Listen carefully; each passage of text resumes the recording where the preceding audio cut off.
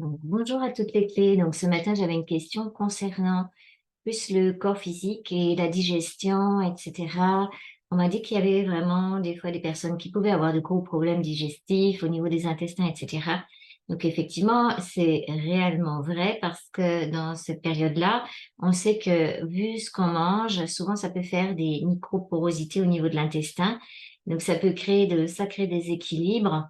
Alors, ben, je suis pas du tout naturopathe, mais je sais qu'il conseille d'éviter donc des aliments tout frais, tout préparés à cause de certains produits chimiques qui peuvent créer ces microporosités. Donc, c'est toujours mieux de manger des aliments naturels en fait, de première constitution.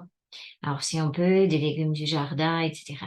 Après, perso, sur les régimes alimentaires, je suis pas la grande spécialiste non plus, mais j'avais testé pendant une certaine période de ma vie le principe macrobiotique. Donc ça, je sais que ça peut aider beaucoup le corps physique par rapport à un rééquilibrage au niveau des énergies de la nourriture. Donc forcément, hein, ce principe yin et yang macrobiotique, manger équilibré, ce qui crée quand même pas mal de pacification au niveau de la digestion et au niveau des cellules aussi. Moi, je sais que quand j'avais fait ce qu'on appelle numéro 7 en macrobiotique, j'avais eu cette expérience assez extraordinaire d'avoir les cellules heureuses. Hein, c'est comme les cellules sont nettoyées, les cellules sont heureuses.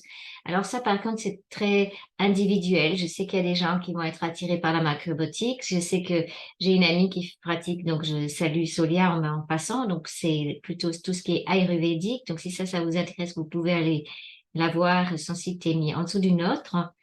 Et c'est les mêmes principes, mes principes indiens, c'est toujours aussi l'équilibre. Donc, elle en parlera beaucoup mieux que moi. Hein, si on peut même à l'occasion lui demander de faire une petite vidéo là-dessus. Donc, la nourriture, effectivement, est un moyen d'apaiser le corps physique, ça c'est sûr. Et puis, pour l'autre question, ben, la digestion va correspondre un petit peu à la façon dont on a perçu la mer, la nourriture tout au début de notre vie. Hein, ça, c'est ce que moi, je constate en accompagnement psycho-évolutionnaire, le rapport à la maman, le rapport à la nourriture et donc le rapport à l'incarnation et la façon dont on perçoit cette incarnation. Est-ce qu'on aime son incarnation? Est-ce qu'on s'aime soi-même au point zéro, etc. C'est l'amour de soi.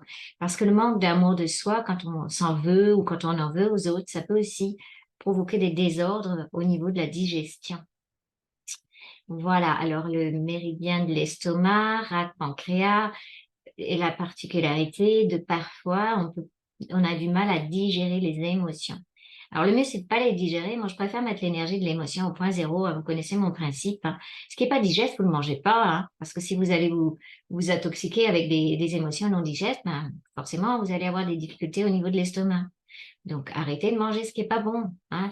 Ayez du discernement. Donc, l'intelligence, ça donne du discernement et on peut petit à petit réparer certaines lignes de temps si on a eu des difficultés effectivement à la naissance ou un petit peu plus tard de relation avec la mère. On peut réparer ça en faisant le travail de l'enfant intérieur que je propose également en précision pour vivre sa vie d'une autre façon, donc avoir le rapport à la nourriture d'une autre façon. Hein, ça, c'est tout à fait jouable et j'ai vu vraiment des soulagements de personnes immédiats, en fait, on va dire, le fait de pouvoir repasser sur une ligne de temps comme ça et créer une nouvelle ligne de temps. Donc ça, c'est très intéressant aussi. Et puis voilà, donc je pense que je vous ai répondu, hein, qu'effectivement, tout ce qui se passe dans l'énergie, tout ce qui se passe dans notre façon de percevoir la vie, forcément, ça va avoir un impact sur notre corps physique. Donc il y a des livres très intéressants, hein. Alors je regarde dans ma bibliothèque, hein, le grand dictionnaire des maladies, ouais, des malaises et des maladies de Jacques Martel. Il y a aussi La clé de l'autolibération de Berriand, qui a fait aussi les livres des signaux. Donc tout ça, c'est des livres où on peut trouver des clés quand on a certains symptômes physiques ou même des fois des signaux d'événementiel, AVC bouché, des trucs comme ça. Pour ça, Berlande, elle est formidable. Donc ça, c'est quelque chose qu'on peut avoir dans sa bibliothèque quand on a envie de comprendre un petit peu ce qui se passe en nous au niveau du corps physique. Ça donne parfois de très, très bonnes réponses. Voilà, donc je pense que j'ai répondu pour la question du corps physique. Alors, je sais que la personne qui m'a posé cette question, c'est surtout la façon dont elle perçoit son incarnation et la façon dont elle se perçoit. Elle ne s'aime pas, elle n'aime pas être là, etc. Et ça crée des désordres.